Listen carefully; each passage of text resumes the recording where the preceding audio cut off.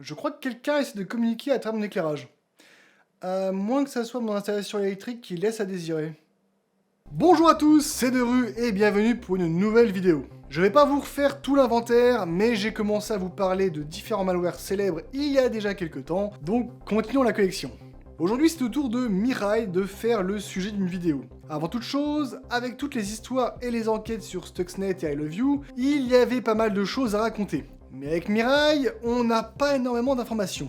Tout d'abord, il faut différencier le malware Mirai, dont on va parler juste après, et le botnet Mirai, qui regroupe tous les appareils infectés par ce malware. Pour rappel, un botnet est un regroupement de machines zombies infectées par un malware et contrôlable à distance par des pirates dans le but de réaliser des attaques avec un grand nombre d'appareils, déjà pour cacher leur réelle IP et localisation, mais également pour avoir une force de frappe plus conséquente avec des machines réparties dans le monde entier, comme pour une attaque DDoS par exemple. Si je fais cette distinction entre le malware et le botnet, c'est parce que de nombreux sites internet parlent du botnet Mirai, puis dans leurs articles évoquent le logiciel malveillant. C'est tout de même bien d'expliquer que ce n'est pas la même chose. Le malware Mirai, signifiant en japonais avenir, j'arrive pas toujours à voir le lien entre le nom et le principe du malware, a été créé par une personne se pseudonymant, il n'y a pas de verbe pour pseudonyme, comme surnommant pour surnom, Anna Senpai. Mirai a été rendu célèbre par les attaques DDoS dès 20 septembre et 21 octobre 2016 sur des sites comme Krebs on Security pour un débit max de 620 gigasecondes, OVH pour 1 terabit par seconde, ou encore contre les services DNS de l'entreprise DIN, connu comme DIN DNS, ayant causé des problèmes d'accès pour des sites comme GitHub, Twitter, oh non, quel dommage, Reddit, Netflix, Airbnb et bien d'autres. Il a également été reconnu que le botnet Mirai a été utilisé pour des fraudes au clic, c'est-à-dire générer de faux clics et de fausses visites sur des sites internet dans le but d'augmenter les revenus publicitaires.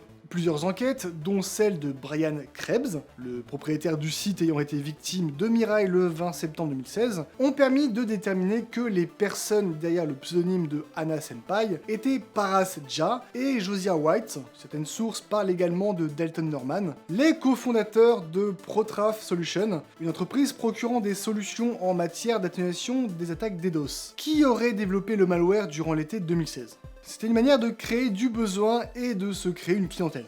Mais qu'est-ce qui a permis de réaliser ces attaques DDoS? Vous êtes en droit de vous dire « Bah botnet, débilus, tu en parles depuis le début de la vidéo ». Oui, mais quel type de botnet?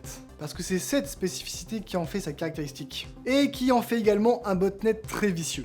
Contrairement à l'idée que l'on peut se faire d'un botnet composé de PC ou de serveurs, celui-ci est basé sur de l'IoT, l'Internet of Things, comprendre ici l'Internet des objets, ou plus clairement les objets connectés. Et oui, vos caméras de surveillance connectées, vos balances connectées, vos routeurs, vos babyphones, détecteurs de fumée, machines agricoles et même des appareils médicaux peuvent très bien faire partie d'un botnet Mirai. En fait, il y a une autre subtilité, ou plutôt deux.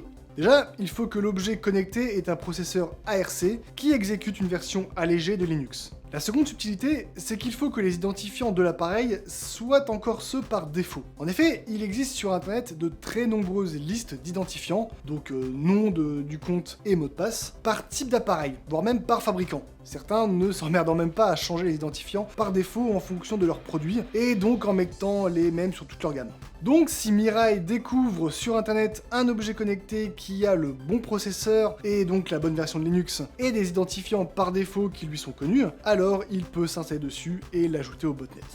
Bien que les créateurs de Mirai ont été arrêtés, le code source de Mirai a donné naissance à des variantes. C'est pourquoi, même si on n'y pense pas, ou que cela ne fait pas partie de la procédure de première utilisation pour son babyphone connecté, ses ampoules connectées, ou même son appareil médical connecté préféré, il faut toujours avoir le réflexe de modifier les identifiants par défaut de tout appareil que l'on compte utiliser et qui a accès à Internet. Il faut bien avoir conscience que, même si ce n'est pas Mirai ou un de ses variants, un pirate sans malware pourrait très bien exploiter ces identifiants par défaut à votre insu.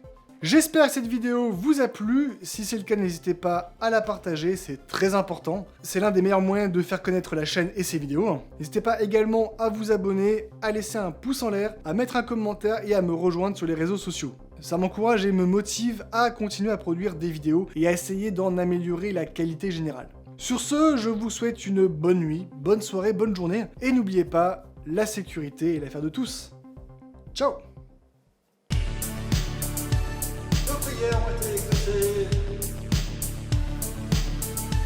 Insérer blague sur Apple ici. Blague sur Apple ici. Bon, c'est bon, ça va, on a compris. Mihai. Mihai. Mihai.